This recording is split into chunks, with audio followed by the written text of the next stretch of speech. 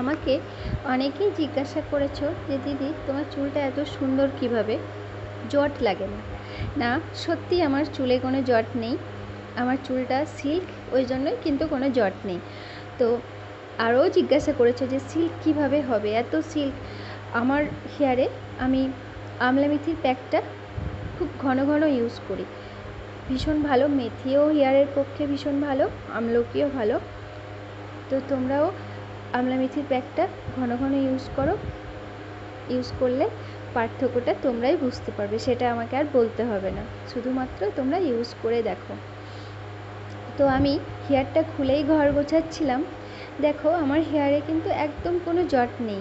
আমি যদি সারাদিন হেয়ার খুলে থাকি তাহলেও আমার হেয়ারে কোনো জট লাগে না, বা অল্প একটু আঁচড়ালেই ওটা ঠিক হয়ে যায়।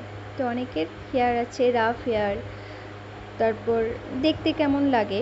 তো তোমরা আমলা মেথির প্যাকটা ইউজ করো, তোমরাই পার্থক্যটা বুঝতে